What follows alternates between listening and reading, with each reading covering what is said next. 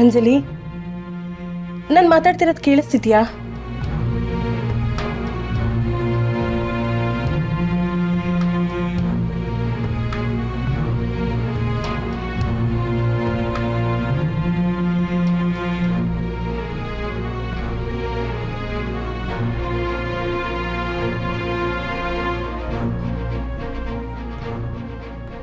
ಈಗಾಗಲೇ ಕೊಟ್ಟಿರೋ ಮೆಡಿಸಿನ್ಸ್ ಜೊತೆ ಈ ಟ್ಯಾಬ್ಲೆಟ್ಸ್ನ ಕೊಟ್ಬಿಡಿ.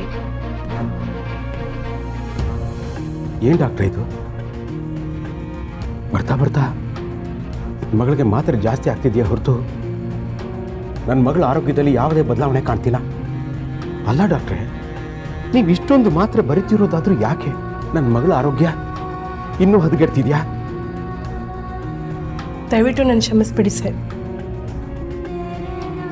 ಇವ್ರ ಆರೋಗ್ಯದ ಬಗ್ಗೆ ನಾನು ನಿಮಗೆ ಏನೇ ಹೇಳಿದ್ರು ಅದರಿಂದ ನಿಮಗೆ ಬೇಜಾರಾಗುತ್ತೆ.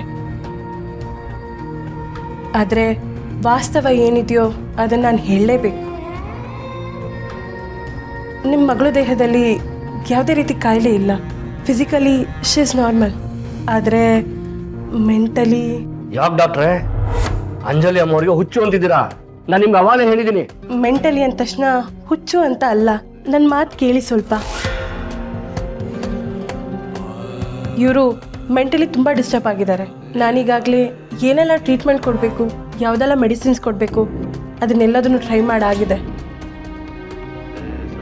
ಸದ್ಯಕ್ಕೆ ಮೆಡಿಕಲ್ ಸೈನ್ಸಲ್ಲಿ ಇದಕ್ಕೂ ಮೀರಿ ಏನು ಮಾಡೋದಕ್ಕಾಗಲ್ಲ. ನನ್ನ ಮಗಳ ಜೀವನ ನಿಮಗೆ ದೇವ್ರ ಮೇಲೆ ನಂಬಿಕೆ ಇದೆಯಾ? ಇದೆ ಡಾಕ್ಟರ್.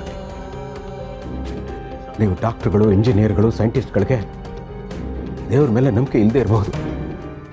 ಆದರೆ ನಮ್ಮನ್ನೆಲ್ಲ ಮುಷ್ಟಿಲಿಟ್ಕೊಂಡಿರೋ ಒಂದು ಶಕ್ತಿ ಇದೆ ಅನ್ನೋದನ್ನು ನಾವಂತೂ ನಂಬ್ತೀವಿ. ಕೆಲವೊಮ್ಮೆ ಅದ್ಭುತಗಳಾಗಬೇಕಾಗತ್ತೆ, ಪವಾಡಗಳು ನಡಿಬೇಕಾಗತ್ತೆ. ಡಾಕ್ಟರ್ ಆಗಿ ಇದನ್ನು ನಾನು ಹೇಳಬೇಕೋ ಇಲ್ವೋ ಅದು ನನಗೆ ಗೊತ್ತಿಲ್ಲ. ಆದರೆ ಡಾಕ್ಟರ್ ಅನ್ನೋದಕ್ಕಿಂತ ಹೆಚ್ಚಾಗಿ ನಾನೊಬ್ಳು ಮನುಷ್ಯ ಅಂತ ಹೇಳ್ತಾ ಇದ್ದೀನಿ. ದೇವ್ರ ಮೇಲೆ ನಂಬಿಕೆ ಇಡಿ. ಆ ದೈವ ಶಕ್ತಿ ನಿಮ್ಮ ಮಗಳ ಜೀವನದಲ್ಲಿ ಒಂದಲ್ಲ ಒಂದು ರೂಪದಲ್ಲಿ ಬರಬೇಕು.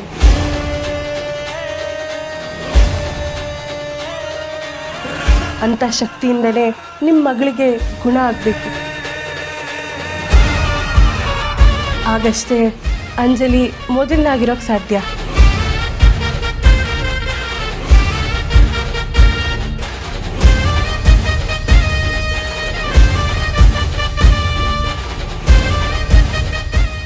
ಅಲ್ಲಿವರೆಗೂ ನಮ್ಮ ಪ್ರಯತ್ನ ನಾವು ಮಾಡೋಣ. ಈ ಚೀಟಿಲಿರೋ ಮಾತ್ರನ ಕಂಟಿನ್ಯೂ ಮಾಡಿ ಬರ್ತೀವಿ.